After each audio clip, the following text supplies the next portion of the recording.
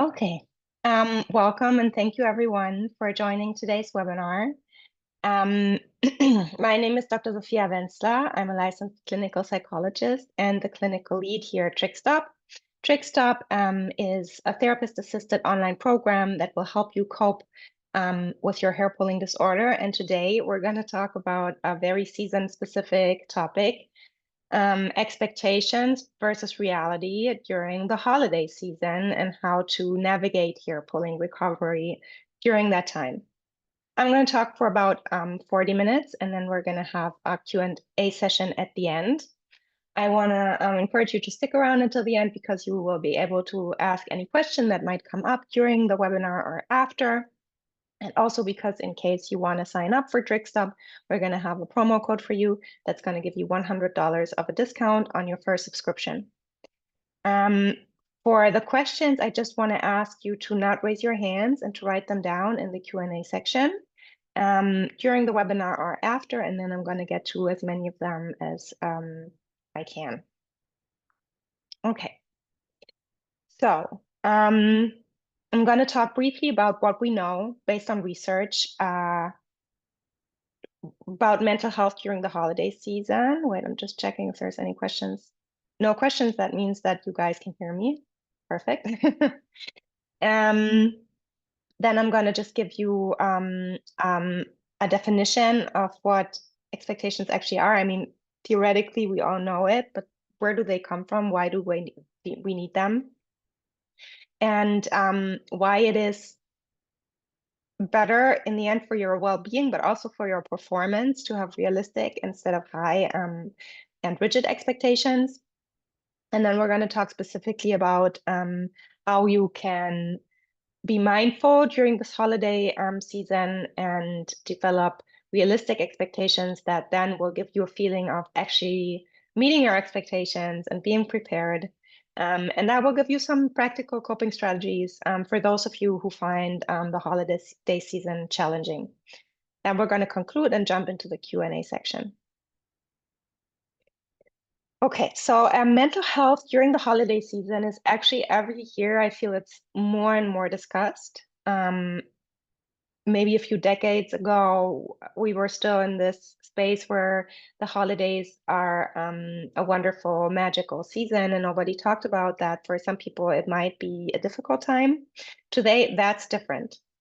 And so I think sometimes the fact that mental health is discussed so much made me think that there must be an abundance of research on the topic, which is actually not true. If you look into it, there's not that much, but I'm gonna present to you what I found. So what really happens, and does it affect our mental health or doesn't it? So I found two great surveys, one from Great Britain and one from the US. And actually, surprisingly, if we look at the survey from Great Britain, then we see that there is 69% of people who say, well, no, the holidays don't have an adverse effect on my mental health. 38 even said it had a favorable effect.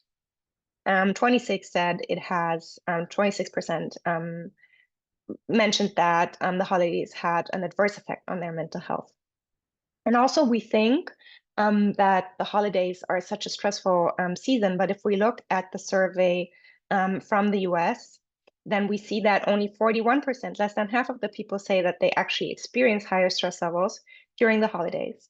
So on the one hand, we know some people struggle during the holidays, but on the other hand, there's a lot who don't. So what are the groups in our population that are specifically vulnerable or might have a higher risk of feeling stressed, anxious, or feeling like their mental health is worse during the holidays?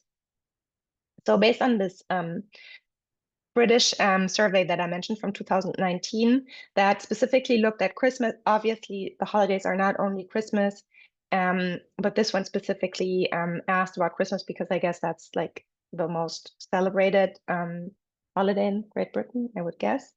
And they found that women had a higher chance of feeling stressed or anxious during the holidays than men. And they found that, and you see that in the right graph, the pink line right? That the number of people who said that Christmas has a positive impact on their mental health decreased with age. So about the age of 45 to 54, this age group, we see that it actually really goes down, and that the number of people who say that Christmas has a negative impact on their mental health is almost the same from this time on. So we could say that statistically, it's a little bit more difficult for women and for people who are older. That might for women for sure be connected to the fact that still a lot of the load of the mental load and of the work of making the holidays also magical falls on them.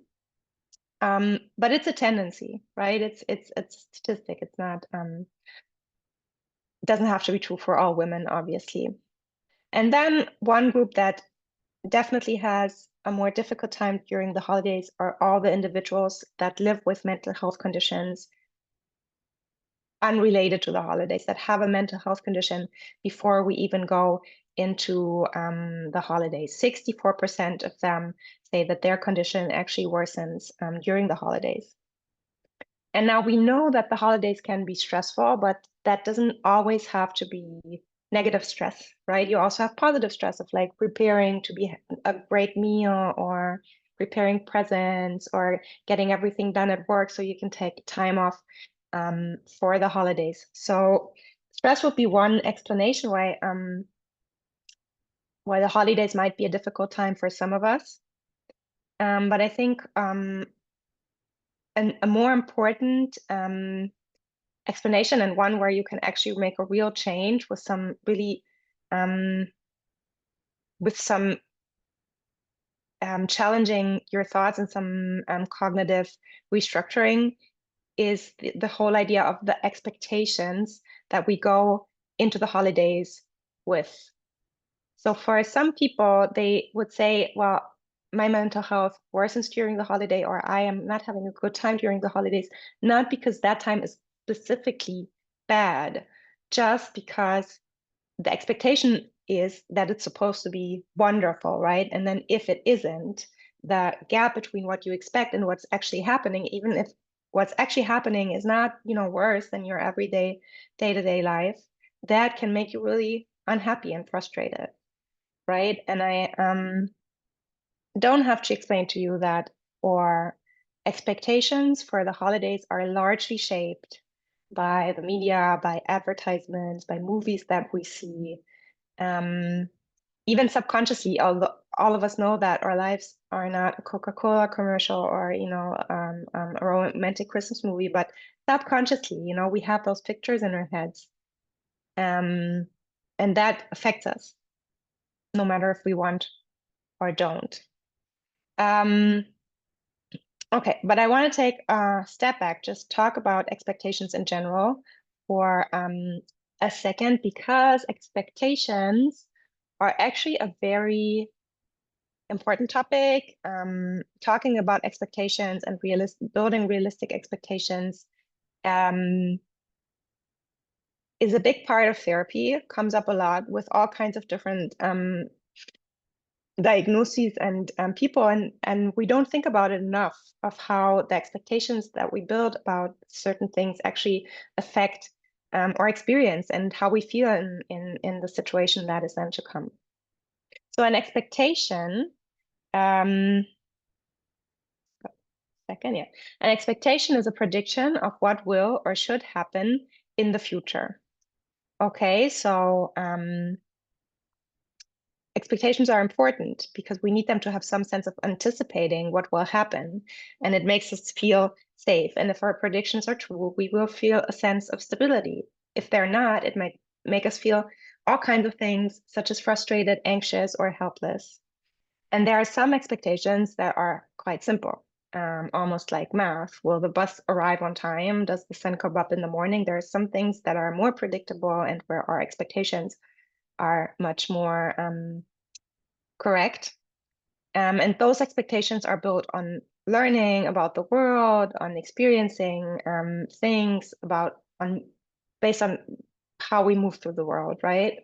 But then there's expectations that are more complicated, such as the expectations we have of ourselves and others, but mostly of ourselves. Um, and those expectations also really influence how we perceive the holidays and how we deal with hair pulling disorder during the holidays. And those expectations that we have of ourselves generally, right, are actually largely affected and influenced by our parents, or let's say our primary caregivers during childhood. So the expectations we have of ourselves oftentimes are almost like our parents' voice in our heads, because we grow up in an environment where there are certain rules, morals, and expectations, and we internalize them.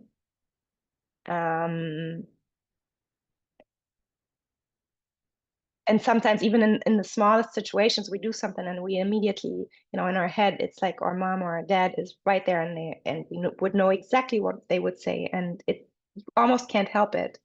But to internalize those rules and those things that we grew up with. Now, it does depend on the parenting style and on the child and its personality, how much we internalize. Um, so if I have a more independent temperament, and a temperament where it's very important for me to be to have my own will, to follow my own um, ideas, when I'm less afraid of conflict as a child, then I'm a little less likely to internalize the rules and expectations of my parents, as if I was a child that's more pleasing and kind of fits itself to the environment. And if the parents communicate their rules in a clear and loving, empathetic, understanding way, then the child is more likely to internalize those expectations than if they are communicated in a strict and cold way, right? When parents are too strict with their expectations, it can even lead to an inner conflict where we tend to kind of do what we're told or do what our inner voice tells us, while we at the same time don't want to do it, right? And that can lead to a lot of frustration and problems as well. Other things that influence the expectations that we have of ourselves are later experiences with our peers, specifically during adolescence. And as I said before, the media, television, culture, and advertisements, which advertisements are part of the media, I guess. And I am going to talk about how high and rigid expectations can do damage in our lives, but generally expectations are something positive. They are our compass in life. The fact that us as humans were able to build up predictions of the future is something that sets us apart, right? So it's a good thing, expectations. They can lead to us having meaning in life and affect our self-confidence and identity. However, if our expectations are too high, if we constantly fall short of our expectations, we feel bad about ourselves, right? So here it's just a little, not test, ignore that word, but kind of you could check in with yourself if you're asking yourself right now, am I a person with high expectations? Am I a person with unrealistic standards? So those are a few statements, and if you agree with half or more of them, then you might have high standards of yourself in certain situations. I must be the best at most of what I do. I can't accept second best. I strive to keep almost everything in perfect order. I have so much to accomplish that there's almost no time to really relax. I must meet all my responsibilities. I often sacrifice pleasure and happiness to meet my own standards. I can't let myself off the hook easily or make excuses for my mistakes.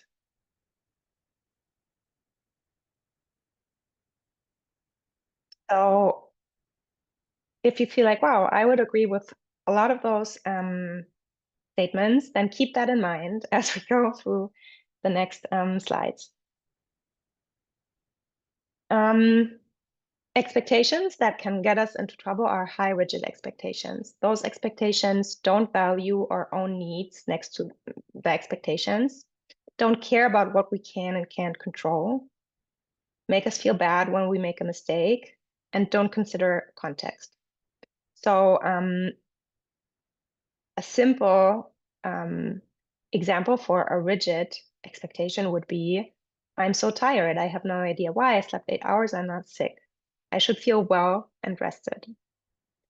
Um, I chose that one because I think almost all of us have thought that or said that at some point in our lives, right? So it might not seem strange to you to think that way, but if you really challenge that expectation or think about it, it almost treats us as humans like a calculator. Okay, if I put 8 hours of sleep and not being sick into the equation, then I should get the result of feeling rested. But um, that doesn't take into consideration context. It doesn't take into consideration what we can and can't control. Or sleep and sleep quality is determined by a lot of factors such as hormone levels, stress levels, how exhausted, how tiring our day was. So it's not as simple, and you cannot expect the same outcome from your body every time you put in the same factors, such as 8 hours of sleep.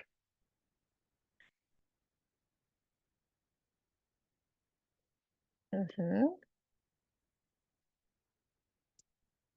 There are some underlying beliefs or assumptions um, that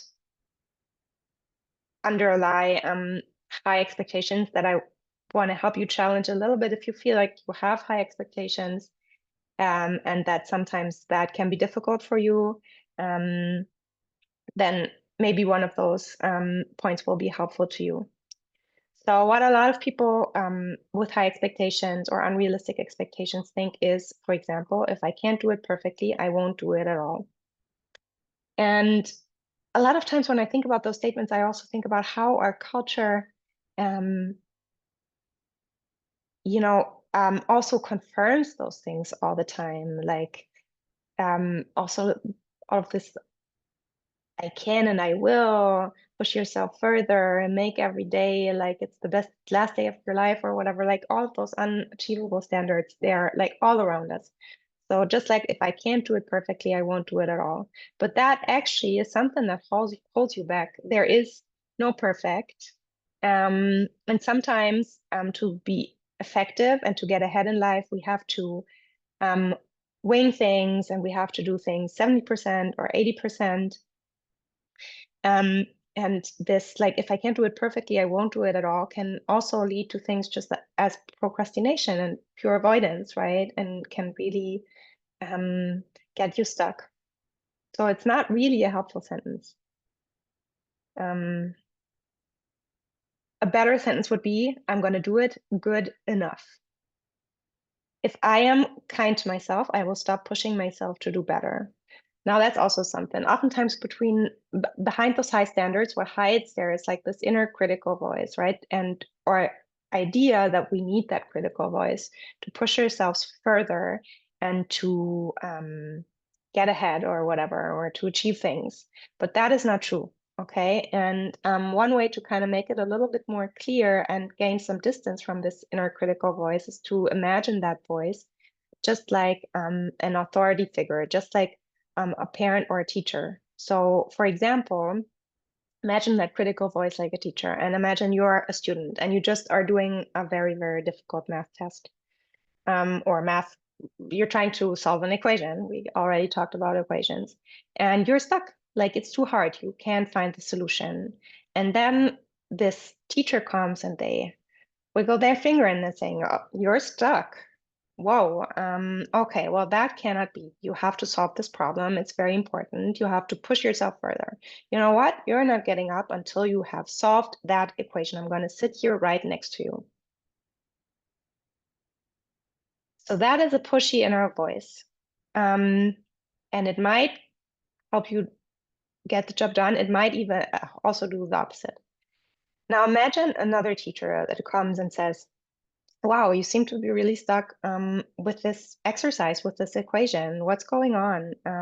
Let me just check with you if there's anything we can do to help you. And just remember, getting stuck is okay. We all get stuck at some point. It doesn't mean that you're not going to find the solution. It just means that you're going to have to try sometimes and you might fail on the way, but that's okay.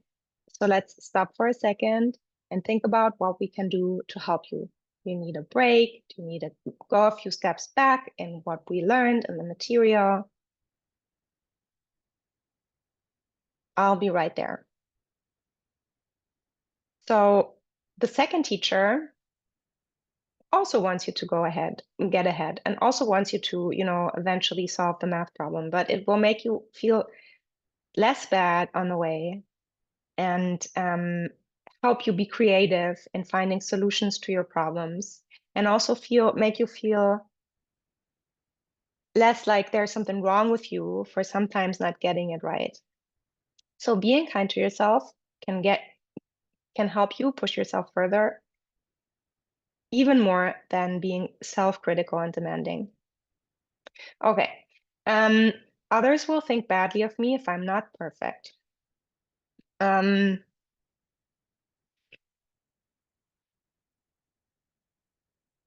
that is also a problematic statement because it puts your focus outwards and it kind of sets the stage for your motivation and your expectations to be externally driven and not internally. And as soon as you are dependent on external feedback or rewards or praise, you cannot you cannot control that anymore because you cannot control other people. So that's very problematic and just sets you up for failure. And finally, if I'm not perfect, that means I'm doing a bad job. Um, that statement will constantly make you feel like you're failing despite trying and will kind of lead to a point where you never feel like you're doing a good job, right? Um, because most of the time, what we're doing is not perfect, right? So that will lead to a place where you're failing most of the time. Well, we need those moments where we actually meet our expectations to pat our shoulders, feel good about ourselves, and then have the motivation to carry on. Right. So again, this perfectionism can really get you stuck and can really get you down and rob you of all motivation to work on yourself or belief that you can manage things. So I think I made my point with the high expectations. So let's look at the alternative, realistic expectations, right? And because sometimes it's even hard to grasp what is that, I just have a few examples for you here. No, wait, before we go through examples, we're going to go through examples. Let's just have a short definition of realistic expectations. So you can test whether an expectation is realistic if you can divide it into small steps. If you know what steps you're going to have to take to um, reach the expectation, and if those steps are clear and manageable, then that's a sign it's a realistic expectation. Another thing, realistic expectations take into consideration what means or abilities you have. So a realistic expectation is one where you have the means and the abilities to meet it. A realistic expectation has a time frame. It has a beginning and an end, because otherwise, how will you get to the point where you tap yourself in the shoulder? Um, and also, there's a clear idea of success. So you will know when you have met that expectation. And because let's avoid the word stress. Let's just say we're all very busy during the holidays. There's really little space for mindfulness and for checking in with yourself. So I want to do that now. Okay, I want to take a moment, check in with yourself, and think for a second about your plans for the holidays. Where are you going to be? Who are you going to celebrate with and how? Or will you celebrate? And what do you expect from yourself during this year's holiday season?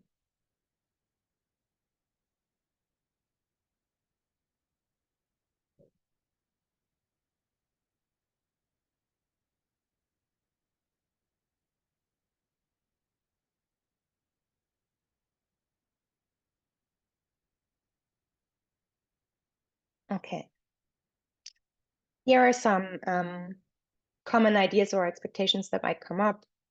I hope I'm going to feel like a child and protected because I'm going to be home. I want to see lots of people. I want to feel cozy. I want to give or receive or give and receive amazing gifts. I want to disconnect from work, be happy, connect with my family, feel calm, and have perfect celebrations. And now, whatever your expectation is, let's check, you know, with those guidelines, also small steps, um, limitations, time frame, clear idea of success. Are those expectations realistic?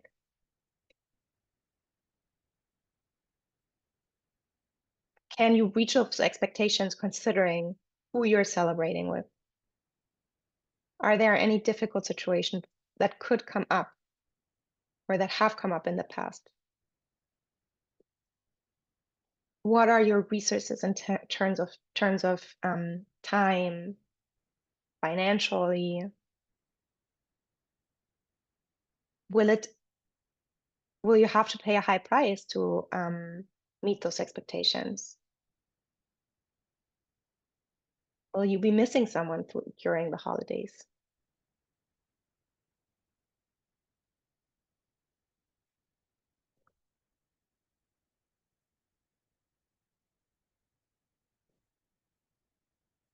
Here are some examples of unrealistic slash high rigid expectations and realistic expectations, generally for the holidays. So an unrealistic expectation might be, I love my family, that's why I want to be with them all day long. A more realistic expectation for most of us that don't live in a Christmas holiday movie is I love my family, but sometimes they really trigger me, because most families do, just so you know. It's normal. I will take time for myself. It is okay to love someone, but also to get annoyed at them at the same time. If I get annoyed at my family, doesn't mean I don't love them. If I need a break from my family, doesn't mean I don't love them. I'm probably going to be able to love them much better if I do that.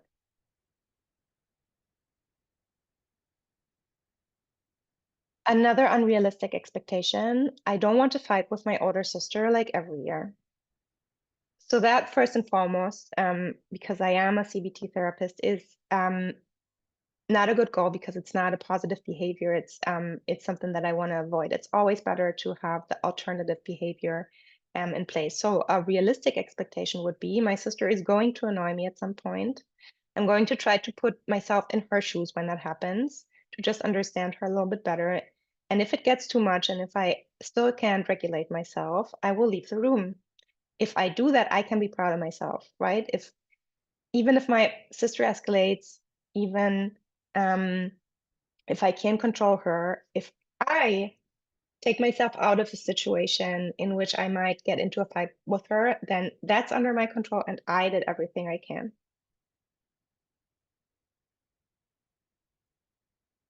Another unrealistic expectation is I will be fully present without thinking about work during the holidays.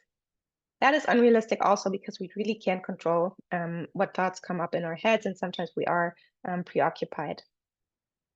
A more realistic expectation would be I'm going to go offline every evening starting 4 p.m. to be present with my loved ones. During the day, I will set aside time to check my texts and mails once.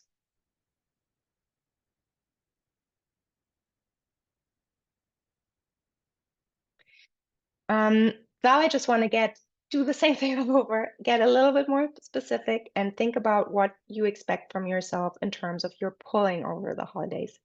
It's really important to be aware of that and to remind yourself to have realistic expectations for specifically the pulling during the holidays. So let's take a few seconds to think about that.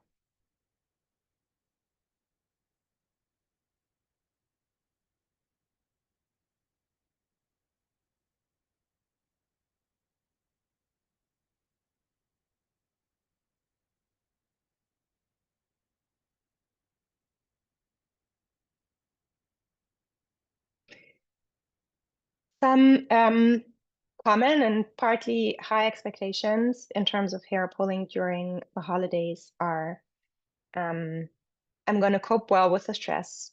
I'm gonna hide the pulling. Nobody can see.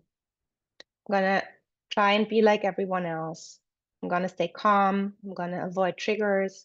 I'm gonna spend a lot of time using and the strategies that I know and practicing and coping with the hair pulling. And things that affect my general health, like I'm gonna eat only healthy food. I'm gonna go for a run every day. And now, obviously, the question is, what of those expectations are realistic? And that really depends also on you. But here are a few examples. So, an unrealistic expectation would be if I pull my hair during the holidays, it is going to ruin everything. Or basically, the expectations behind that would probably be I cannot pull my hair during the holidays, if I'm more exact. A realistic expectation would be I will very likely pull as much as now during the holidays as well. Maybe I will feel even more stressed or triggered, and I will pull more. And I will practice self-compassion and allow myself to feel my emotions.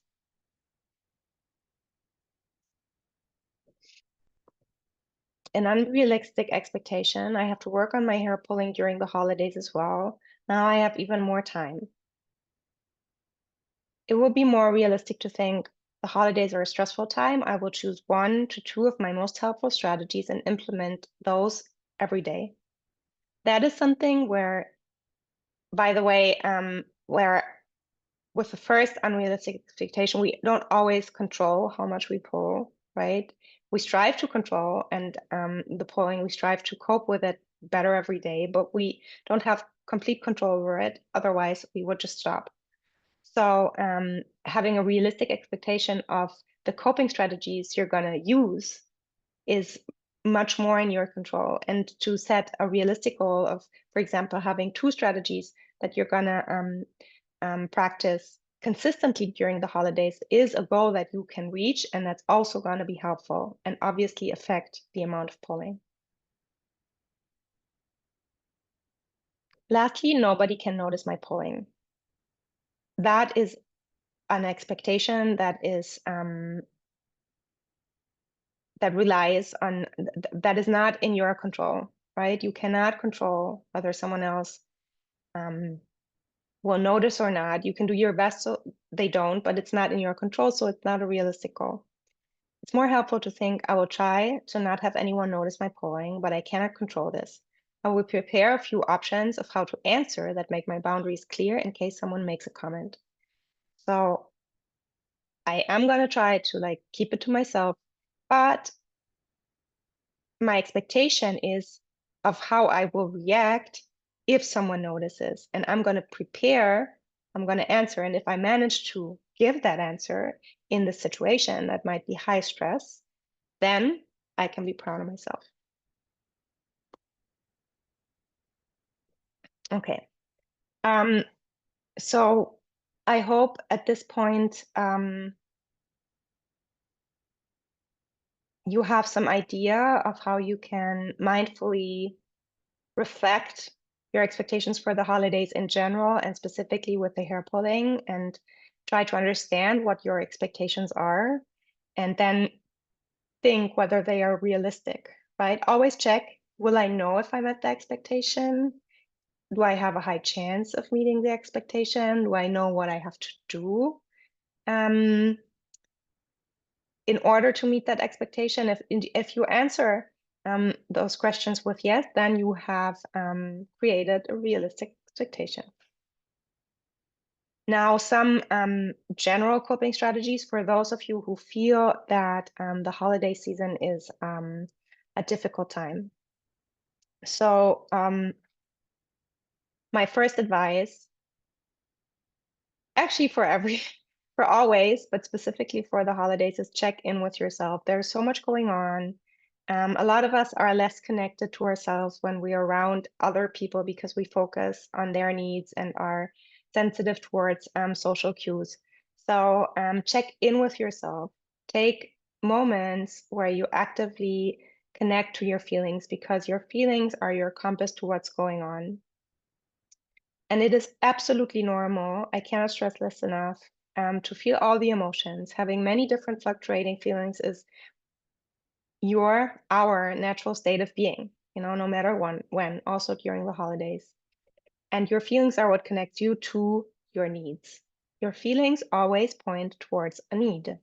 If I am anxious, then I am in need of security, of predictability, and maybe of a plan. If I am angry, then I am in need of a boundary, right?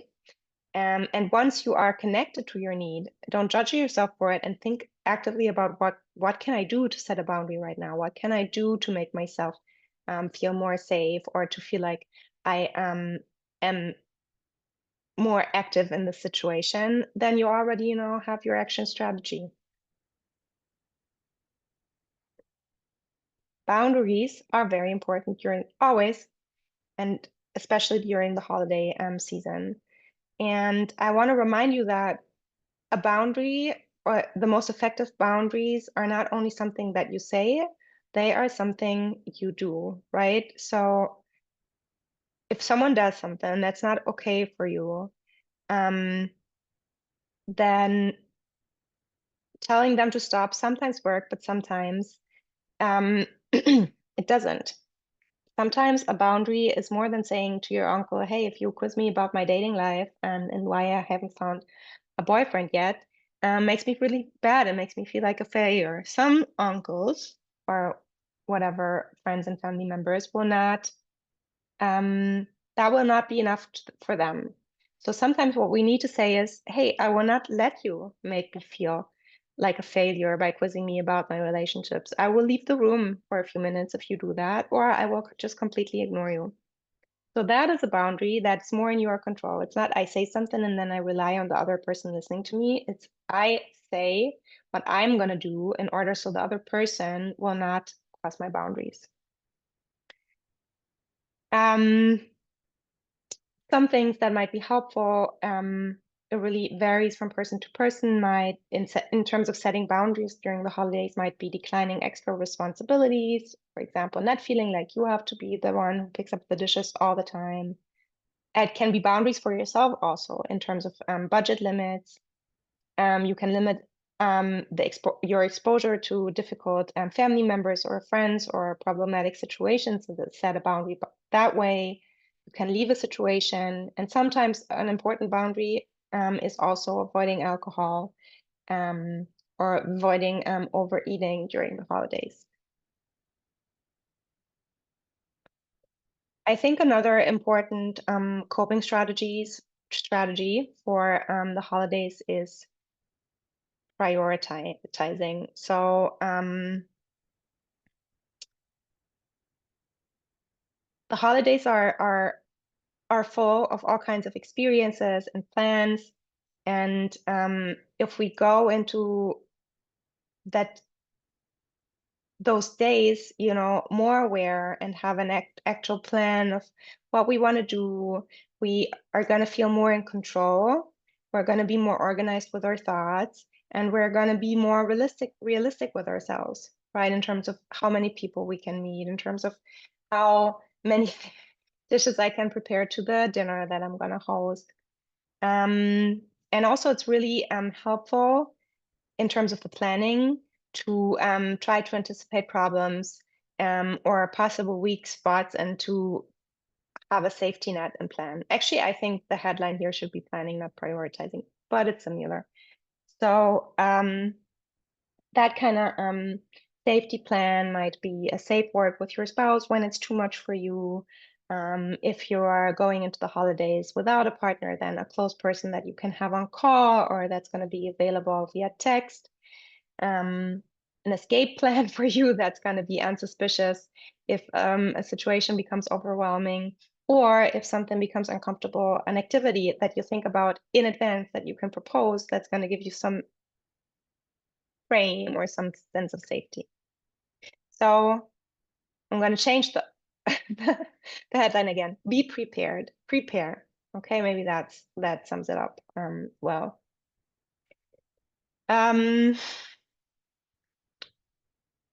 Pick your battles, right? And we want to find the right balance between being self-compassionate with ourselves, specifically in terms of the polling during the holidays, but also still, trying to do progress. Just by accepting that progress isn't linear ever, but specifically not during the holidays, and that as long as I take small steps, I'm moving. Okay. So think about what the most helpful strategies for you are for you in terms of the polling. And then, as I said before, pick two or however many you think you can realistically incorporate into your day, and then stick to them and define success as doing the coping strategies and not how many hairs you've pulled or how many polling episodes you've had. Those mental health strategies or coping strategies might be something like exercising, practicing mindfulness. The body scan, for example, is very, very effective for body-focused repetitive behaviors. Eating well and drinking well, because that sets the stage for mental health in general, as does getting enough sleep, time in nature, limiting mirror time, so strategies that are more stimulus control techniques, just like we teach, for example, or that we kind of introduce at TrickStop, having fidgets available, or journaling. Okay, that's my input for this month. In conclusion, while many feel elevated stress levels during the holidays, that doesn't necessarily that they're not an enjoyable time for many. There are specific groups of people that might feel higher levels of stress, anxiety, or feel like their mental health is more affected by the holidays in a negative way. That is statistically more relevant for women and people who are older than 45, and especially for people who struggle with a mental health disorder. But it doesn't matter if you're in one of those groups or you're not. If you have high, rigid, or even perfectionist expectations for the holidays, that sets you up for failure, right? This inner critical voice is lying to you, and it's not helpful. Developing realistic expectations requires a conscious effort relating to limitations, understanding the small manageable steps you have to take, and a clear idea of success. And in general, as we're going into the holiday season, checking in with yourself, setting boundaries, prioritizing / making a plan, and sticking to a basic, helpful mental health routine can make all the difference. That's it. Just want to remind you of our free resources here at TrickStop. Obviously, you are aware of the monthly webinars, but we also have online forums and blogs. On our website, trickstop.com, you can also find all the webinar recordings there. Oh, that is a common question, by the way. Is this webinar recorded? Yes, it is. And you can find the recording on trickstop.com, but also on our YouTube channel, trickstop.com. There you can find all webinars that we did, and we've been doing a lot of them over the past years, and rewatch or recommend to others. Finally, we're also available or present on Facebook, Instagram, TikTok, all the social channels. Those are wonderful opportunities for community and to get information. Here is the discount code that I promised in the beginning. All right, let's see if there are any questions. So far, no questions. Feel free if there's any questions still open about the presentation, about hair pulling, or about our program here at TrickStop to ask.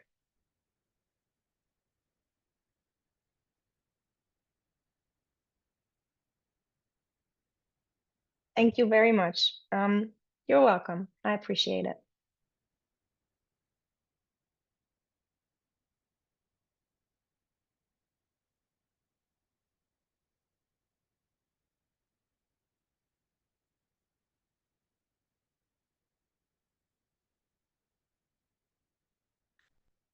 Okay, wonderful question. What are some good grounding techniques to avoid hair pulling? So just to specify, grounding techniques, I would kind of relate them to strategies of mindful in general, and grounding techniques are specific techniques that you use when you are very, very overwhelmed. Um, it's almost like you feel everything, like you're in a storm of like emotions or feeling overwhelmed or not knowing what to do, and something that literally grounding connects you to the ground and settles you down. And obviously, breathing can be very, very helpful during those moments. All kinds of different breathing techniques, such as box breathing or breathing into your stomach. But my favorite grounding technique actually is the 5, 4, 3, 2, 1 technique that we could even try out right now live because it's super quick. So I'm just going to invite you to do that with me for all of you who don't know it yet.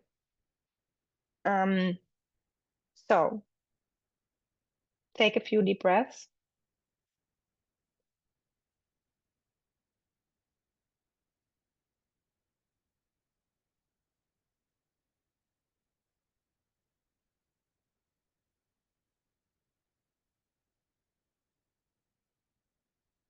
And now look around you and name to yourself in your head or aloud 5 things you see.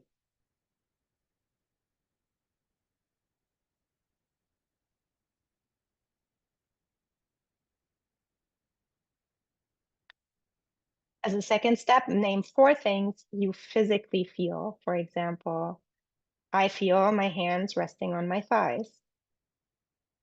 I feel the headphones in my ears.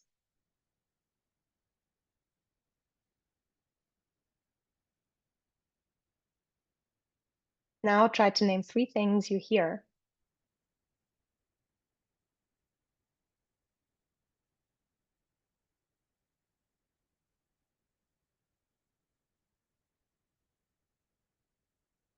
Try to find 2 things you can smell.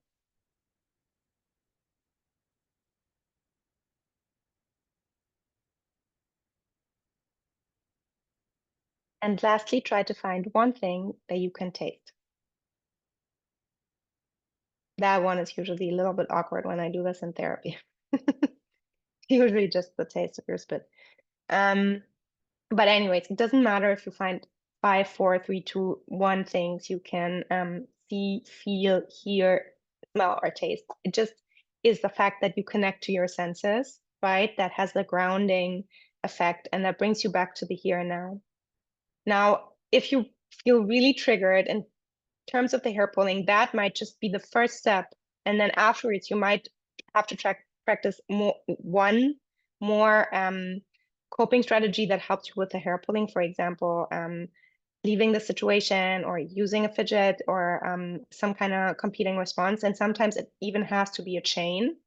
You feel very triggered, but that grounding technique can give you this moment of pause and the ability to not automatically pull, but to do something else.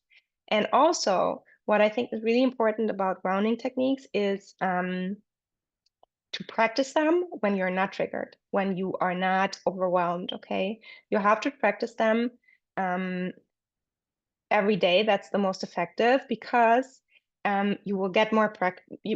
They will just be easier for you to access, and also because your brain, every time you practice the technique connects the technique and the grounding experience, and so this path in your brain becomes stronger and stronger. So when you are actually triggered, the path is already established. It's already in the back of your head to do that, and then you're going to have a much higher chance of success of actually doing it when you feel like you want to pull.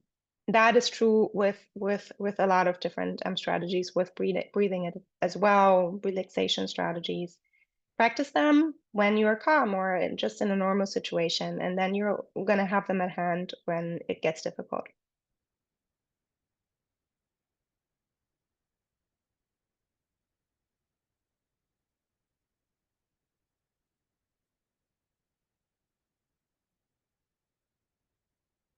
Okay.